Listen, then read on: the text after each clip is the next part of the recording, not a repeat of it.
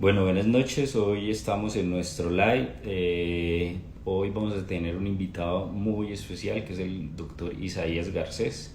Él es director científico de GESCON y es una persona muy entrenada en cuanto a gases arteriales, intensivista, que va a estar compartiendo con ustedes en estos momentos. Eh, Vamos a ver si ya lo encontramos por aquí dentro de la audiencia. Sí, aquí ya lo tenemos conectado.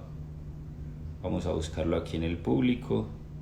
Quiero pues ustedes, mientras hacemos el enlace, se vayan presentando, de dónde vienen, de dónde nos están escuchando hoy, qué tal les han parecido los live anteriores. Bueno, aquí tenemos a nuestro profe invitado.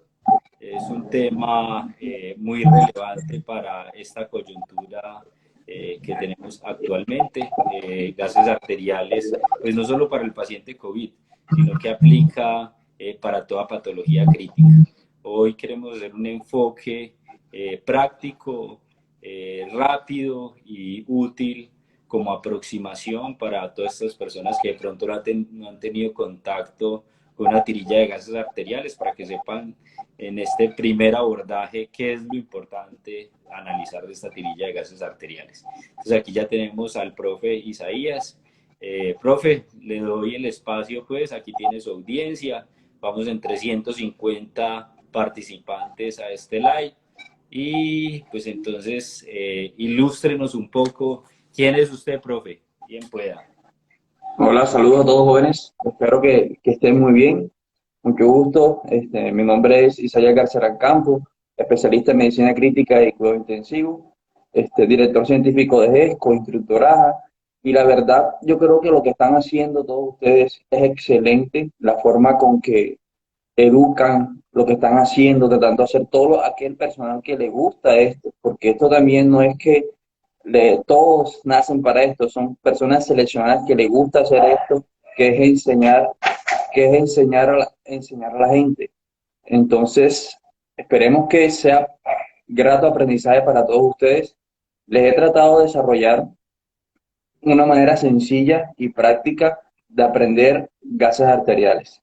Entonces, espero que todos ustedes aprovechen esto, tratar de aprovechar esta hora, preguntas, dudas, para poder nosotros ir desarrollando paso a paso lo que vamos a ir explicándoles a través de todo esto. ¿Ok? Entonces, Bueno, antes de empezar en materia, aquí como para romper el hielo, más o menos cuéntenos la experiencia, cómo ha sido o por qué usted llegó al cuidado intensivo, Isaías. Por qué le gustó este cuento? ¿Hace cuánto fue?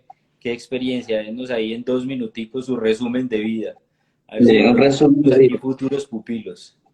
Sí, imagínense que cuando era interno, imagínense, esa época de internado ya hace bastante tiempo, ya mis últimos 4 meses decidí estudiar cuidado intensivo. Ya me metí en la rotación de cuidado intensivo y me empezó a gustar la situación. Y un especialista, me acuerdo mucho, me dijo: este es tu primer turno aquí en la unidad de cuidado intensivo. Tú estás a cargo de estos 4 pacientes. Entonces decidí yo meterme de lleno esa noche en esos 4 pacientes. Y lo peor de eso es que esa noche se me murieron 3 de mis 4 pacientes. Terrible.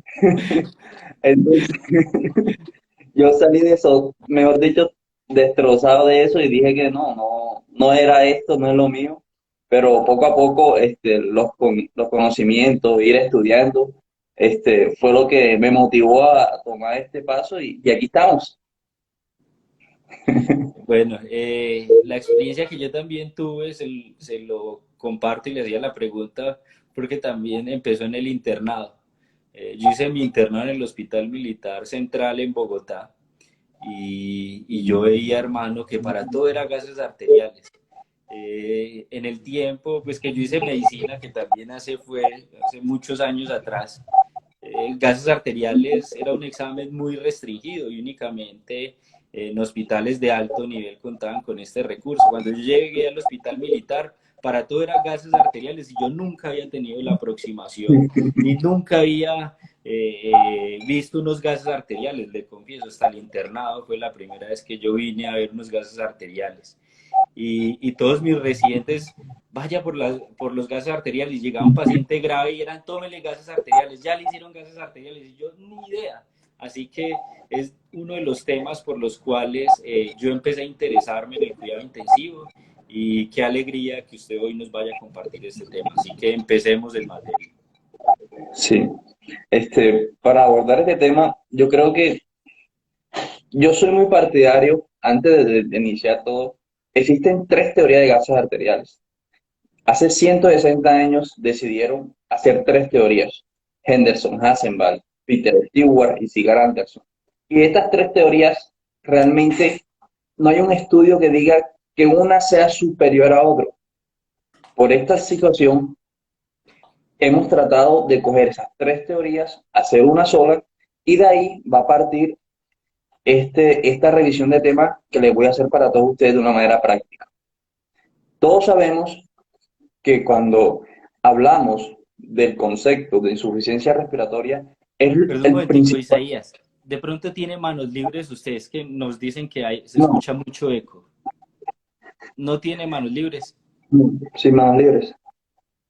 Ok. Entonces, podemos decir que una de las principales causas por lo que uno llega siempre a la unidad de cuidado intensivo un paciente con COVID es un paciente con insuficiencia respiratoria aguda. Y al establecer el concepto de insuficiencia respiratoria aguda, podemos decir que han pasado varios estudios y uno de esos, de los últimos estudios, Luciano Gattignoni, y hace el concepto de que existen dos patrones o dos fenotipos diferentes que se comporta un paciente con COVID. Al ver eso, empecé a estudiar esto y he decidido que uno de los enfoques iniciales, y quiero que ustedes todos aprendan la imagen que estamos observando, es que existen dos fenotipos gasométricos del paciente con COVID. Podemos observar un fenotipo A, ¿ya? Y un fenotipo B. Ese fenotipo A va a ser un paciente que va a ser hipoxemia y la causa casi siempre va a ser un CHUM. Pero vamos a encontrar también un paciente que tiene un fenotipo B y la causa de eso va a ser un espacio muerto. Entonces, estos dos conceptos de CHUM y espacio muerto hacen énfasis para los diferentes tipos de hipoxemia que puede presentar un paciente. Recordarles que en la clasificación de insuficiencia respiratoria aguda, el tipo 1, que es uno de los más importantes porque un paciente con COVID tiende a ser que tiene un patrón hipoxémico, vamos a ir detallando cómo nosotros podemos evaluar todo esto. Ustedes saben que con los gases arteriales pueden calcular el CHUM, pueden calcular el espacio muerto, pueden ustedes calcular además de eso el gasto cardíaco, el volumen sistólico, todo esto determinante ustedes pueden calcular a través de unos buenos gases arteriales y unos gases venosos.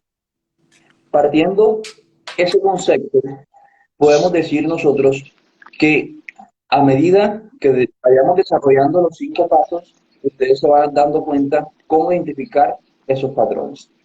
Entonces, la siguiente imagen, podemos decir nosotros que antes de conocer y establecer los 5 pasos, tenemos que reconocer y tener claro el valor normal de un gas arterial. Un gas arterial se puede decir que va a depender si es adulto, si es un niño o si es una embarazada, cambia el valor de corte. Un ejemplo, el pH normal es de 7.35 a 7.45. Una mujer en estado de embarazo no tiene ese pH que todos tienen. Un pH normal de una mujer gestante es de 7.40. Ya aquí empezamos a ver diferencias. Si hablamos del niño de recién nacido, ellos son más acidóticos que el paciente adulto. Luego de eso, recordamos el valor normal de PC2, que va de 35 a 45 milímetros de mercurio, el valor normal del bicarbonato, que va de 20 a 24, el valor normal de la presión arterial de oxígeno, que va de 80 a 100, y el valor normal de la saturación de oxígeno del paciente, que va de 90 a aproximadamente 94. Y un concepto que es la base de excesos, el cual podemos decir que el valor normal es más o menos 3. Entonces, el primer concepto que tenemos que desarrollar antes de abordar los pasos es que nos tenemos que grabar el valor normal para poder nosotros ir diferenciando. Recordarles que estos valores normales infieren a una temperatura constante y la altura también juega parte importante sobre el concepto del valor normal. Cuando ya hemos establecido nosotros el valor normal, ahora sí vamos a hacer los pasos para identificar los diferentes algoritmos que vamos a hacer. Entonces, muy bien, como dice Juan, esto es a nivel del mar, el concepto. Entonces, podemos pasar a la siguiente imagen. Entonces, cuando ya hemos establecido eso, tenemos un problema, porque no sabemos identificar si el gas es arterial, si el gas es mixto o el gas es venoso. Entonces, mi primer paso que les voy a enseñar hoy es identificar si el gas es arterial o si el gas no es arterial. Y para eso vamos a hacer dos fórmulas, así que necesito que todos ustedes saquen papel para poder hacer esas fórmulas. Entonces, el primer concepto que vamos a establecer es calcular si es el valor normal o no es el valor normal para determinar el material. Entonces aquí vamos a hacer un cálculo que es calcular los hidrogeniones de ese gas arterial. Para calcular los hidrogeniones de ese gas arterial necesitamos dos constantes, el CO2 y el bicarbonato de mi paciente. Entonces, vamos a hacer la primera fórmula que vamos a colocar un número estándar. Hidrogeniones es igual a 24 por el PCO de mi paciente entre el bicarbonato de mi paciente. Entonces, aquí podemos observar un paciente con un pH 7.24, un PCO de 20 y un bicarbonato de 14. Ahora, de nuevo, entonces sería 24 por el PCO de mi paciente, que es 20, entre el bicarbonato de mi paciente, que es 14. Y eso me da 34. ¿Qué significa ese 34? Esa es la cantidad de hidrogeniones que tiene ese gas arterial. Luego de establecer ese primer concepto, vamos ahora a establecer el segundo punto dentro de esa misma variable, que es calcular la mantisa del pH.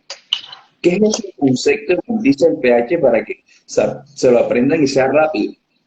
Todo aquello que está después del punto del pH, eso se llama mantisa. Entonces, yo miro que mi paciente tiene 7.24, o sea, todo lo que está después del punto 24, eso se llama mantisa del pH. Y eso lo voy a restar a un valor estándar también, que es 80. Entonces, 80 menos la mantisa del pH me da un valor. ¿Qué hago yo con esos dos valores? Simplemente divido mantisa del pH entre el delta de hidrogeniones que me está dando y me va a dar un valor. Y el valor tiene que ser menor de 2. Si eso es mayor de 2, significa que ese gas es venoso. Entonces ya con esta fórmula podemos identificar si el gas es arterial o el gas es venoso. Aquí podemos observar, en el caso que lo estoy colocando, que está en 1.6. Esto significa que ese gas es arterial. Es importante esto. ¿Por qué? Porque no sabemos si estamos tomando un gas venoso y la saturación de oxígeno es un mal determinante para saber si es venoso o no. La presión arterial de oxígeno también es un mal determinante para saber si ese gas es venoso o arterial o capilar. Entonces, el primer paso que todos tienen que grabar es este. De nuevo, primer paso consiste en calcular hidrogeniones y calcular mantisa del pH, dividir los dos valores, y si me da menor de 2, significa que ese gas es arterial. Si da mayor de 2, ese gas es venoso. Entonces, es el primer ejemplo y nuevamente yo creo que es lo más difícil que les voy a enseñar hoy. Así que ya saben, siempre calcular nosotros si el gas es arterial o el gas venoso.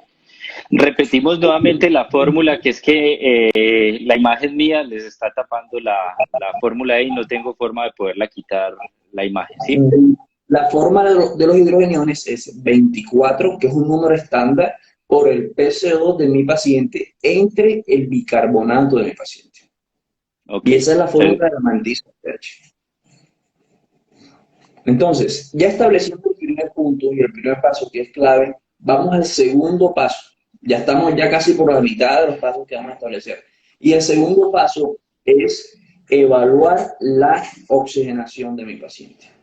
Y aquí para evaluar la oxigenación de mi paciente, es importante nosotros recordarles que tenemos varios predictores para evaluar la oxigenación. Uno de esos es la presión arterial de oxígeno. Pero tenemos un problema con la presión arterial de oxígeno, que a nivel del mar cambia el valor de corte y por eso esto ha perdido utilidad. Entonces, como no tenemos eso, el doctor Quijali desarrolla una técnica sencilla, pero gasométricamente la validada, se llama la PAFI. Entonces, el segundo paso es importante porque hay que evaluar el grado de hipoxemia del paciente. Y para evaluar el grado de hipoxemia vamos a tener dos marcadores, la PAFI y la SAFI. La PAFI no es más que la presión arterial de oxígeno entre la FiO2 del paciente y la SAFI es la saturación arterial de oxígeno entre la FiO2 del paciente. Miren que la SAFI tú la utilizas cuando no tienes el recurso del gas arterial.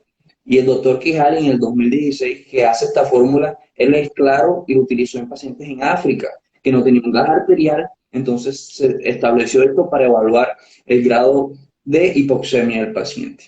Y aquí podemos establecer tres cortes, que es hipoxemia leve, moderada o severa, y eso va a depender de acuerdo a la PAFI y la SAFI del paciente. Y ese va a ser el punto. Aquí es importante que ustedes hagan tres diferencias. Primero, definir y establecer qué es hipoxia, qué es hipoxemia, qué es disocia, porque tratamos o confundimos mucho esos conceptos. Entonces, cuando estamos hablando nosotros del concepto de hipoxemia, es que en el gas arterial, escuchen esto, en el gas arterial yo evidencio una presión arterial de oxígeno baja y eso es hipoxemia. Cuando yo hablo de hipoxia, yo estoy estableciendo que al tejido le hace falta oxígeno. Pero cuando yo hablo de disocia, yo estoy diciendo que a la célula le hace falta oxígeno. Y aquí es importante establecer y saber el concepto de la curva de Severin-Haus o curva de dispersión de la hemoglobina, que hace énfasis y explica bien lo que es el efecto Bohr y el efecto Haldane frente a ese punto.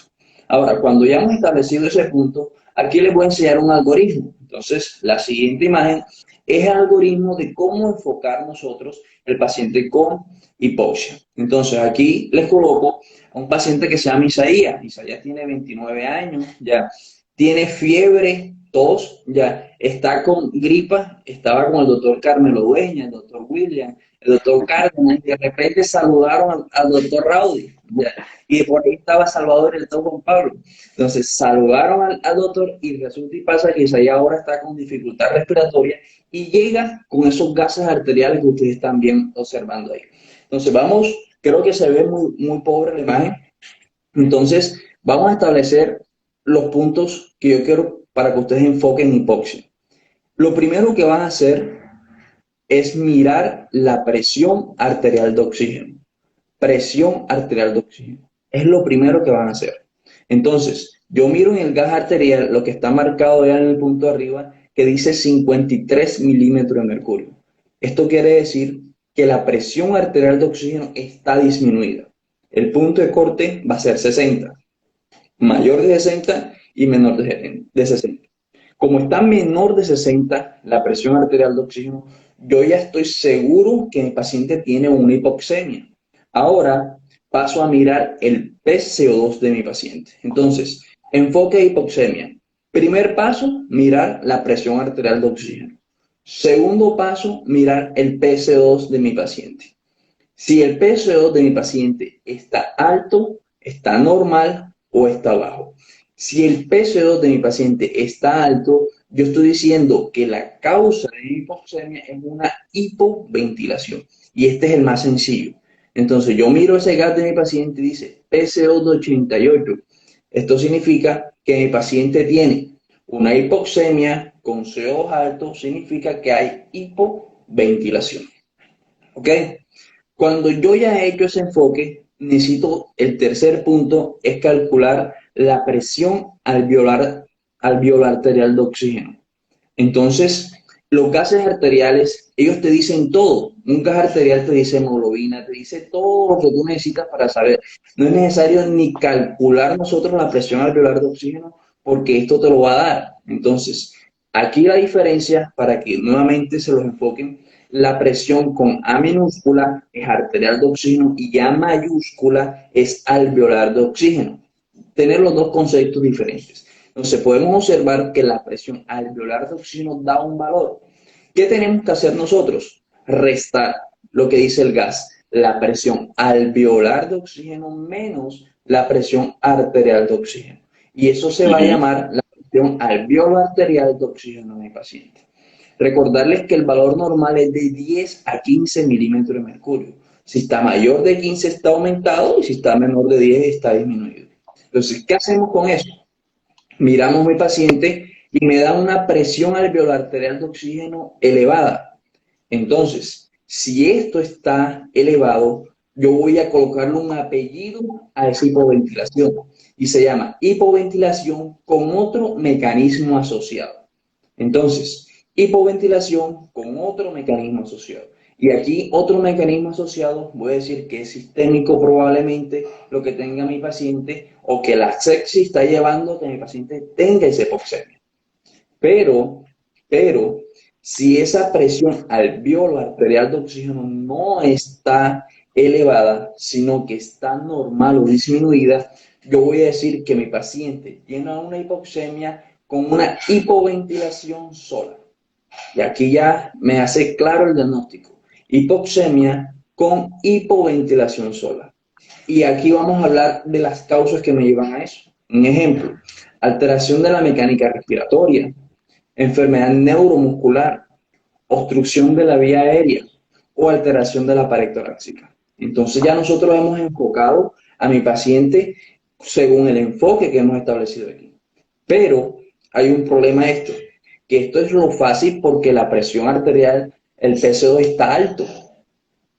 Si siempre que el PC2 está alto, tú vas a decir, es una hipoventilación que tiene el paciente, sea sola o sea con otro mecanismo asociado. Pero el problema de esto es cuando tú tienes una hipoxemia y el PCO2 está bajo o normal. Ese va a ser el problema. Porque cuando ese PC2 está bajo o normal, tú lo primero que le tienes que decir o tu primera orden tiene que ser hacer una radiografía de tórax. Cuando tú haces una radiografía de tórax, tú vas a descartar que tenga un compromiso pulmonar, que esté localizado o que esté difuso o simplemente que la radiografía esté normal. Y eso es el primer punto que tú tienes que hacer cuando tú evidencias una hipoxemia con un PCO2 normal o bajo. Luego de esto, también tienes que calcular la presión alveolo arterial de oxígeno. Aquí también vas a calcular la presión alveolo arterial de oxígeno. Y aquí, nuevamente, vas a preguntarte si esa presión alveolar arterial de oxígeno está alta o no está alta.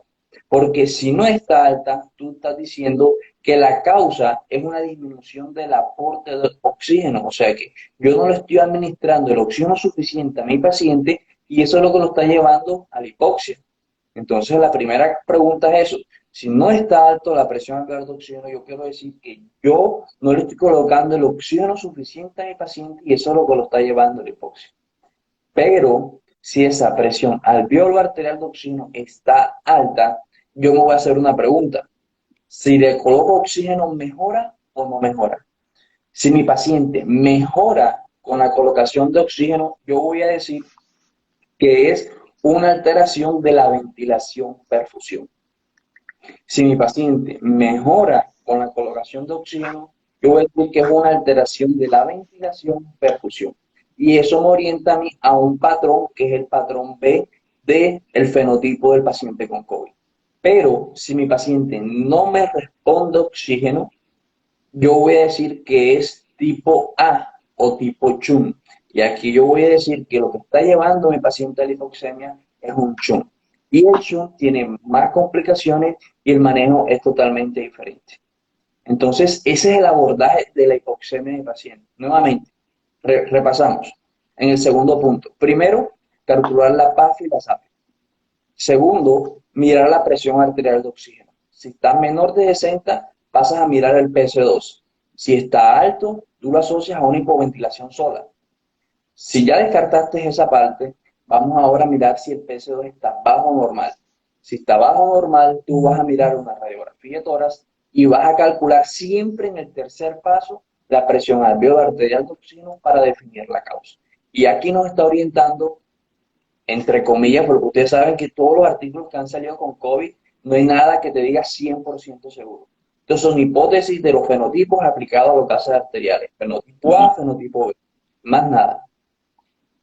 Listo. Entonces, es importante que el paciente con COVID se ha demostrado que el paciente que tiene la causa tipo Jung son pacientes que no son respondedores a oxígeno y son pacientes que requieren alta presión positiva al final de la expiración. Y ya el doctor Salvador muy bien habló sobre el concepto de la programación de la ventilación mecánica. Entonces, eso es clave para enfocar ahí. Y ya tenemos listo el paso 2. Entonces, de nuevo, paso 1, identificar si el gas es arterial o venoso. Paso 2, evaluar el grado de hipoxemia en el paciente. Y ya estamos casi terminando. Carlos, entonces, vamos ahora al paso 3. El paso 3 ya es un paso más sencillo, porque ahora sí yo voy a evaluar el pH. Y es lo que ustedes vinieron a aprender hoy. No, doctor, no está hablando de hipoxia y de eso. Ahora sí vamos a hablar de lo que ustedes vinieron, que es a evaluar el estado ácido-base. Es muy importante, jóvenes, que ustedes se hagan un algoritmo de idea cuando ustedes miren una tirilla de gas. Una tirilla de un gas no es simplemente algo que me llama la atención, y decía el doctor Kenny, que cuando tú miras una tirilla de gas, primero ve el paciente y luego mira la tirilla. No te enfoques tú en mirar una tirilla y definir conductas si tu paciente no está. Puede ser un paciente que está normal, hablando, tranquilo, orientado, no tienes que hacer nada. Primero siempre ve al paciente y después mira la tirilla, porque la tirilla puede tener muchos falsos positivos. Un ejemplo, la leucocitosis mayor de 50.000 me produce pseudoacidosis y pseudohipoxemia. La heparina me produce pseudoacidosis. Listo. Tener las plaquetas más de 600.000 también me produce una pseudoacidosis y una pseudohipoxemia. Entonces, esto tiene muchos detractores sobre el valor y el concepto normal. Ahora, el tercer paso, y es un paso importante, es evaluar el estado ácido base de mi paciente. Y esto simplemente lo vamos a hacer con el pH. Recordarles el valor de corte 7.35 a 7.45. Si está menor de 7.35, yo voy a decir que es una acidemia. Y si está menor de 7.1, yo voy a decir que es una acidemia severa. Si está mayor de 7.45, yo voy a decir que es una alcalemia. Y si está mayor de 7.55, yo voy a decir que es una alcalemia severa. Aquí es muy importante un sufijo que quiero que se lo aprendan, pero es más nomenclatura. Y es el sufijo osis o em. ¿Qué hace referencia cuando yo digo acidosis o alcalosis? Es cuando cambia el PC2 y el bicarbonato, pero el pH está normal. Entonces, siempre que el pH esté normal, pero hay cambios en el PC2, en el bicarbonato, es acidosis o alcalosis. Pero siempre, jóvenes, que se modifique el pH, va a ser emia o acidemia o alcalemia a mi paciente. Y ahora viene un nombre bonito, porque necesito que lo escriban todos cuando estén haciendo las notas, que es eufemia. Cuando ustedes estén y vean un gas normal, ustedes escriben en su nota todos eufemia. Y la gente les va a preguntar, doctor, ¿qué es eso? ¿Qué es eso? Lo único que les van a decir es un gas normal, no es más nada. Entonces es importante saber esos tres conceptos. Listo, llevamos 3 pasos. Miren que ya llevamos prácticamente todo el enfoque. Vienen 2 pasos que ya son los últimos para terminar el abordaje de un gas arterial. Entonces es muy importante, primero, determinar si el gas arterial es venoso. 2, evaluar la hipoxemia y en pacientes con COVID, y esto es lo más importante. 3, mirar el pH y definir el trastorno. Siempre donde esté el pH, ese va a ser el trastorno primario, porque el cuarto paso, que viene a continuación, va a ser ese. El cuarto paso va a ser definir el trastorno primario y el trastorno secundario. Y para definir el trastorno primario y el trastorno secundario, aquí vamos a evaluar 2, y les voy a explicar fisiológicamente rápido, 2 situaciones. Uno, vamos a utilizar Sigan-Anderson para evaluar el estado ácido-base, y va a ser mirar la base de exceso. Yo sé que es un momento difícil para la mayoría que están aquí, que se les guste el bicarbonato, pero yo soy partidario de no utilizar bicarbonato ni en los gases arteriales. Entonces aquí, y lo que voy a hacer es que voy a enseñar que ustedes simplemente van a mirar la base de exceso de mi paciente. Entonces, la base de exceso, el valor normal ya saben que es más o menos 3. Si es mayor de menos 3, significa que mi paciente tiene un trastorno metabólico. Listo. Eso es lo más importante. Eso es lo más importante para definir si hay o no hay un trastorno metabólico. Ahora, aquí, con la base de exceso, hemos establecido que nosotros cuando evaluamos la base de exceso, quiere decir que siempre que la base de exceso está elevada, esto significa que mi paciente tiene más de 72 horas con el evento. ¿Cómo así, doctor? O sea que siempre que la base de exceso esté mayor de menos 3, esto significa que mi paciente tiene más de 72 horas con el evento y esto nos lleva a que el trastorno primario siempre va a ser metabólico. Así que es importante eso. Porque cuando tú ves un cambio en el PC2, eso casi siempre es agudo, casi siempre. Existe unos determinantes que no, pero casi siempre es agudo el trastorno respiratorio. Continuamos. Entonces, lo primero que vas a hacer es mirar la base de exceso. Atrás. Lo primero que vas a mirar es la base de exceso. Miras la base de exceso de tu paciente y luego miras el PC2. Si el PC2 está mayor de 45, tú dices que es una acidosis respiratoria. Y si tu PC2 está menor de 35, yo digo que es una alcalosis respiratoria. Ese es el cuarto paso, enfocar el trastorno del paciente. Pero en el mismo cuarto paso, tú tienes que confirmar que esto sea así. ¿Y cómo vas a confirmar que esto sea así? A través de la respuesta compensatoria. Y esas respuestas compensatorias son fórmulas establecidas para cada trastorno.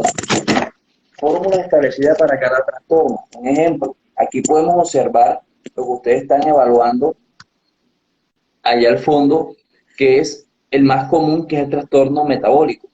Cuando yo tengo un trastorno metabólico, yo tengo que hacer una fórmula que es el PCO2 esperado. Y para el PCO2 esperado es una formulita sencilla, 1.5 por el bicarbonato del paciente más o menos 8, y esto me da un valor. ¿Qué significa ese valor? Que eso es el CO2 que tiene que tener tu paciente.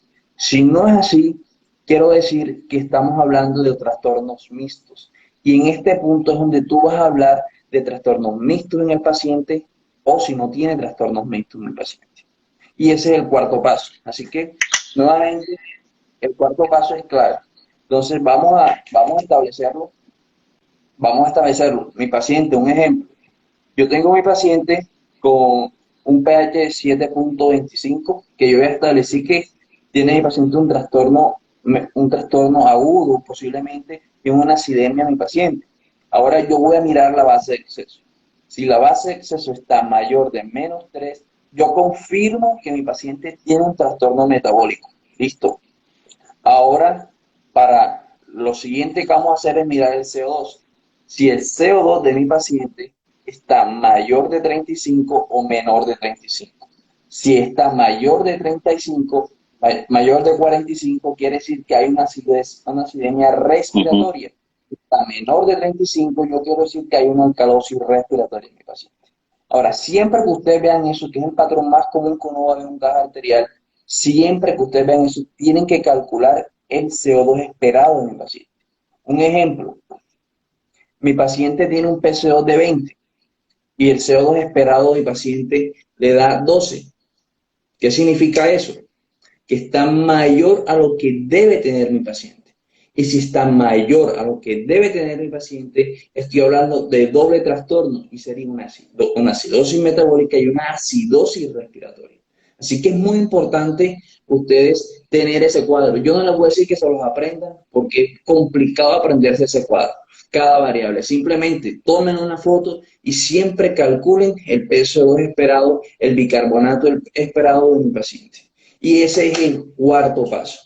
Y el quinto paso es evaluar la causa. Y yo lo dejo de último, pero es siempre lo más importante.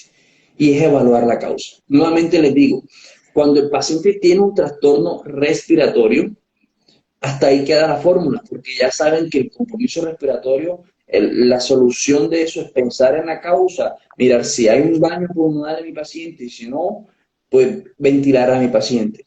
Pero cuando el daño es metabólico es donde viene el complique de esto, porque aquí es donde tú vas a pensar en qué lo está llevando a mi paciente a tener un trastorno de esta situación. Y aquí es donde los diferentes autores como Henderson Hassenbach, como Peter Stewart, como Sigurd Anderson, se dan la batalla porque cada uno tiene unas hipótesis y unos patrones diferentes para enfocarlos.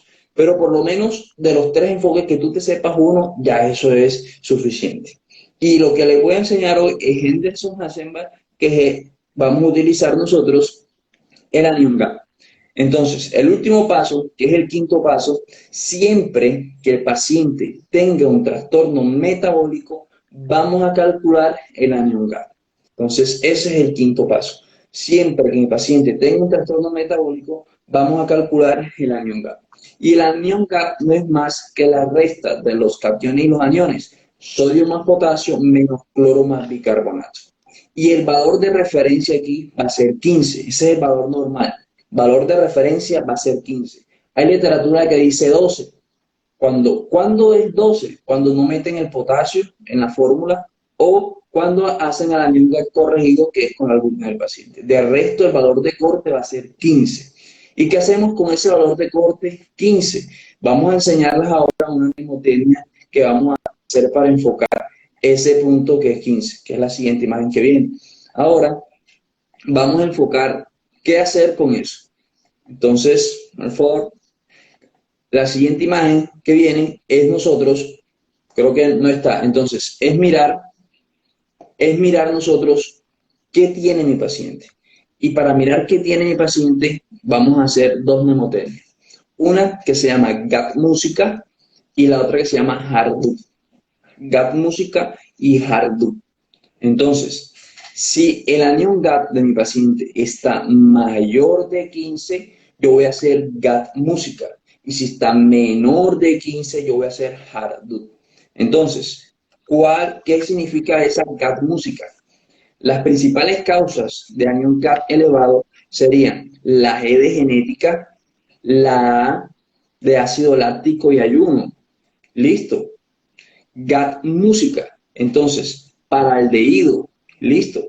Vemos la música, entonces la M de metanol, la U de uremia, la S de salicilato, la I de isoniazida, la C de cetoacetato, acidosis diabética, listo. Y la A nuevamente se repite, ayuno en el paciente. Entonces, a través de ese enfoque, tú enfocas y piensas en las causas que está llevando a ese paciente a esa acidosis.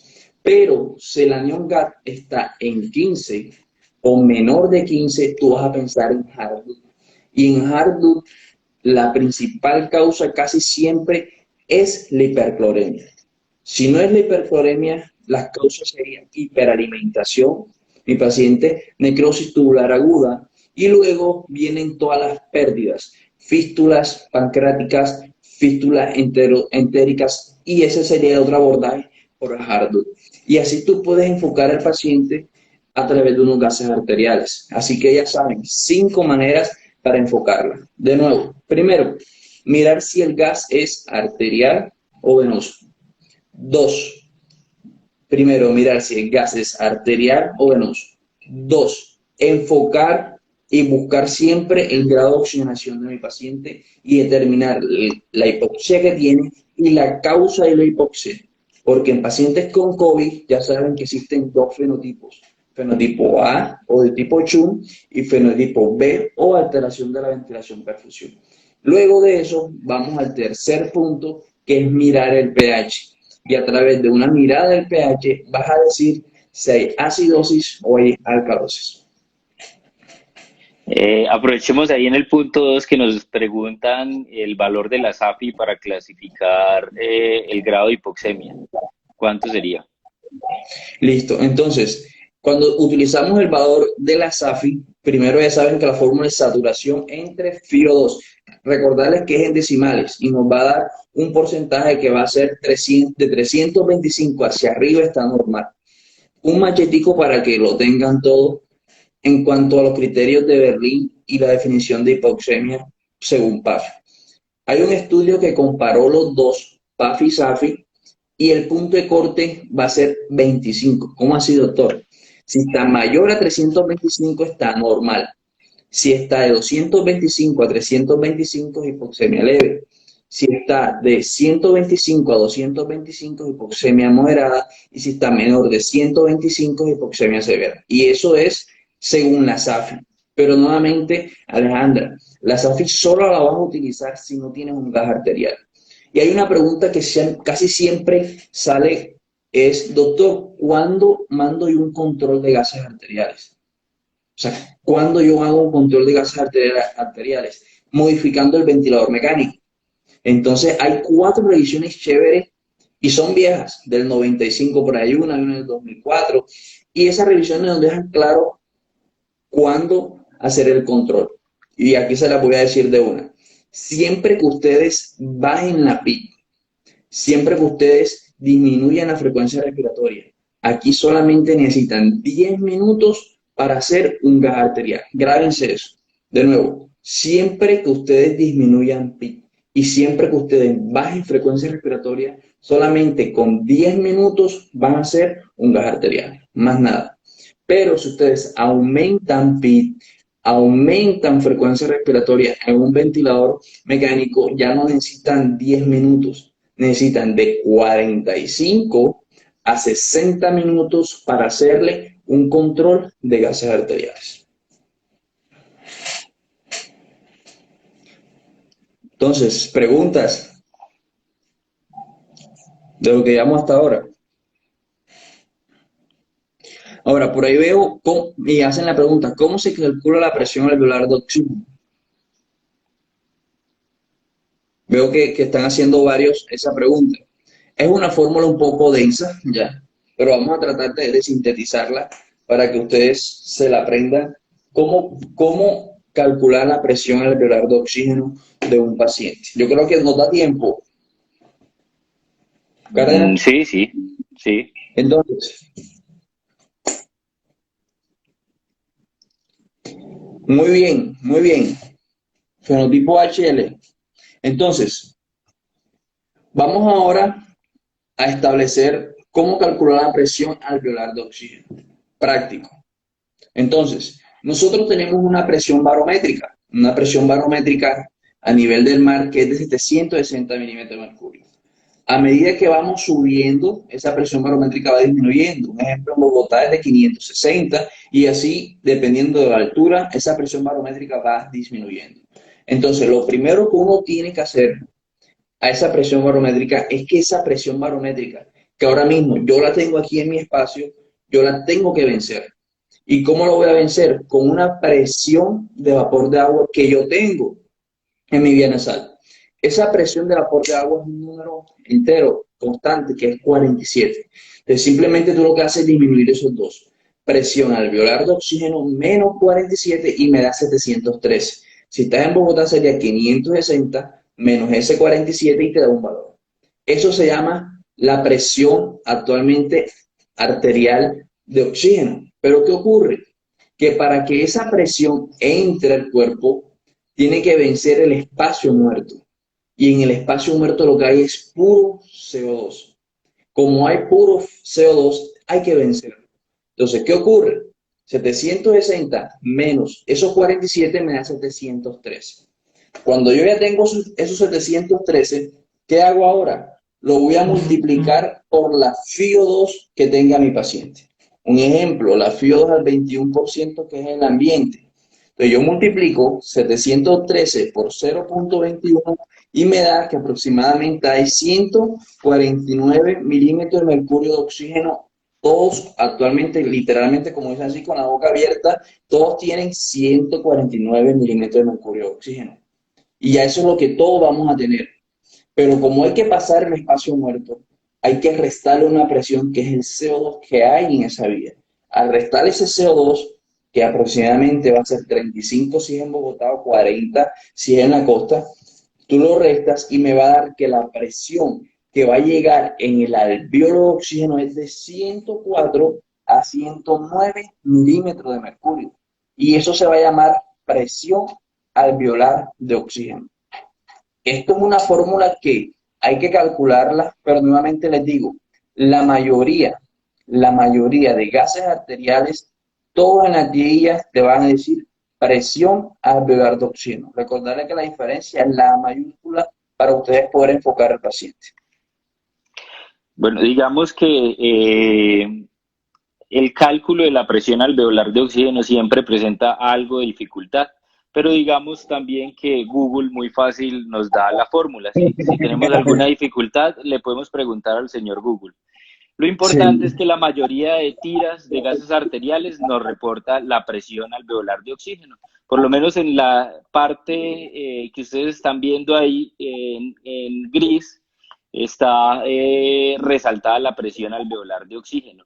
Es muy importante dentro de todo este enfoque que nos da el doctor Isaías, este algoritmo que me parece espectacular para la diferenciación de la hipoxemia con aumento de la presión alveolar de oxígeno o con disminución de la presión alveolar de oxígeno, porque nos ayuda a hacer el enfoque de si hay aumento del espacio muerto o si definitivamente es por shunt, que son las dos estrategias en cuanto al manejo que uno siempre debe diferenciar. O sea, si uno va a manejar un paciente con una hipoxemia con shunt o si uno va a manejar un paciente con una hipoxemia y aumento del espacio muerto.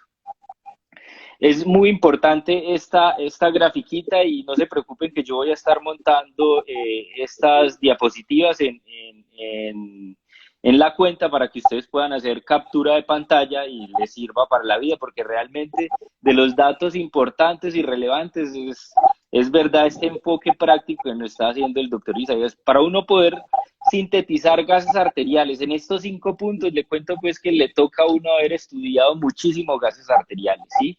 Definitivamente gases arteriales es un abordaje complejo que definitivamente cada vez que uno va a estudiarlo encuentra cosas nuevas. La teoría de Stewart, la teoría de Henderson-Hasselbalch y la teoría, la aproximación físico-química, pues yo creo que ninguno de nosotros se la sabe. Siempre cuando la va a estudiar encuentra puntos relevantes, pero para uno encontrar esta síntesis que ustedes acaban de ver hoy aquí, que afortunadamente este mensaje les llegó a muchos de ustedes, ¿sí? Definitivamente se necesita un ejercicio muy juicioso. No sé qué otro punto nos quiera destacar el doctor Isaías, o si quiere sí, resolver alguna otra pregunta aquí del público. Eh, que, claro. Es muy importante, jóvenes, que ustedes siempre traten de hacer la medicina fácil. Y muy bien lo que está haciendo Cárdenas, lo que está haciendo Salvador, lo que está haciendo Juan Pablo, todo lo que está haciendo. La medicina, para poder entenderla, es volver la mnemotecnia. Y para volver la mnemotecnia es primero leer uno, dos, tres, cuatro, y después que tú lees esos 4 artículos, sacas una imagen así para que esa sea tu imagen y tu conclusión. Por ahí está Salvador diciéndome, no, yo utilizo Stewart. Yo soy amante también a Peter Stewart, pero esa es una teoría un poquito más compleja y me tomará demasiado tiempo o mucho más tiempo explicarles esa teoría. Ahora, aquí hago la invitación de una. Yo al ver esto, amigo, me di cuenta que la mayoría de gente necesitaba algo para hacerlo práctico y desarrolló una aplicación de gases arteriales que la acabé de terminar y va a ser gratuita para todos ustedes ya. Y va a ser esto que ven aquí, simplemente coloca los valores y te va a dar todo eso automáticamente. O sea, lo que hemos hablado 1 hora se lo va a resumir en 1 minuto. Entonces, ahorita que ya esté lista, ya montada en la plataforma, se la voy a regalar a todos ustedes para que la puedan tener y aprendan mucho de todo este tema. mire, charla con regalo y todo, ¿no? Ustedes son unos afortunados y tuvieron ahí la primicia. Muchos nos han estado preguntando acerca de las charlas si quedan guardadas en alguna parte o que las suba a historiales destacados. Yo les voy a ir comentando las dificultades que hemos tenido. Desafortunadamente, Instagram solo permite dejar montadas estas charlas por 24 horas. Estas charlas aproximadamente siempre se nos va 1 hora, o sea que queda la charla supremamente pesada y no se puede pasar a un historial destacado porque pues, los historiales destacados son de 15 segundos. Ni tampoco se puede montar como un IGTV, ¿sí? Porque los IGTV nomás permiten hasta 10 minutos, ¿sí? Entonces no hemos podido por ninguna forma dejar este contenido en Instagram. Lo que sí es que todas las charlas han quedado grabadas y se van a montar en YouTube, ¿sí? Ya el grupo ha creado una cuenta y a partir de esta semana las charlas van a quedar grabadas, ¿sí? Las charlas del doctor Salvador, la charla de enfoque de prono, la charla de manejo del COVID, la charla de gases arteriales, la charla de insuficiencia respiratoria. Todas estas charlas van a quedar guardadas en YouTube, ¿sí? Entonces, para todos los que nos han estado preguntando estos días y los que nos recomiendan, oiga, por favor, guárdenlas en historiales destacados, pues los historiales destacados únicamente permiten 15 segundos y como han visto, pues esto siempre nos sentamos en la palabra cuando uno es apasionado de algún tema, siempre, cierto, los 30 minutos que decimos siempre se nos extienden a 1 hora, ¿sí? Así que los invitamos a seguir conectados. Toda esta semana la programación va a estar bien interesante, bien agradable. Mañana vamos a ver líquidos endovenosos en COVID. Pasado mañana vamos a ver el enfoque de esteroides. El jueves vamos a ver reanimación. Y el viernes va a haber un tema muy interesante que es intubación en COVID también, nuevamente, porque es un tema relevante que hay que abordarlo desde la bioseguridad, ¿sí? No sé si tiene ya aquí unas palabras para despedirse de su audiencia. Hoy está rompiendo usted aquí récord de audiencia, hermano. Tuvimos aproximadamente 670 participantes activos, entonces una audiencia muy grande, ¿sí? O sea que este mensaje a nosotros nos llena de satisfacción porque Bastante. hace bastante eco, ¿sí? Entonces lo invitamos a que prepare un segundo tema, hermano. ¿Ah? Es usted todo un profesor y un docente, hermano. Muchas gracias por esta síntesis y definitivamente queda muy claro. Dudas, bien pues las pueden escribir por mensaje directo y el doctor Isaías nos las va a estar resolviendo en el transcurso de la semana. Bueno, entonces muchas gracias a Caro Ver, a Cristian, a Camila, a Diana, que es una residente de cuidado intensivo que no se ha perdido un solo live. Muchas gracias, doctora Diana, por siempre acompañarnos. A Salvador, que es juicioso y también no le pierde un solo live. A Juan Pablo Zuluaga, que también lo vimos ahí. Al doctor Cristian Alejandro López, a Sara Castellanos, a Nati, a Ana Marín, a Angie, no, mire, es que tendríamos que saludar a 500 y pedazos. Muchas gracias, ¿verdad?, por acompañarnos. Le dejo pues para que haga usted la despedida final, hermano. No, la verdad, contento con esto. Espero que a todos les haya gustado. Y ya saben que el principio de la sabiduría es el temor a Jehová. Hoy les aconsejo a todos que no pierdan la unidad, que no pierdan la unidad como profesionales. Hoy más que nunca necesitamos estar unidos como profesionales de la salud por todo lo que nos está pasando. Así que los invito, sean unidos, crean en Dios, crean que podemos salir de todo esto y que estamos para grandes cosas. Un saludo a todos mis compañeros, a todos los que pudieron escucharlo y nuevamente que me Dios los bendiga a todos. Amén. Entonces, como dice el doctor, unidad, solidaridad y trabajo en equipo. También hemos estado promoviendo este mensaje. No caigamos en el pánico. Yo sé que todos estamos muy preocupados, pero pues con la ayuda de Dios, haciendo bien las cosas, yo sé que vamos a salir adelante. No queremos más héroes, ¿cierto? Ni ángeles. Así que cuídense, muchachos. Bueno, que estén muy bien. Muchas gracias, Doc, por acompañarnos en esta noche. Chao, chao. Chao, chao.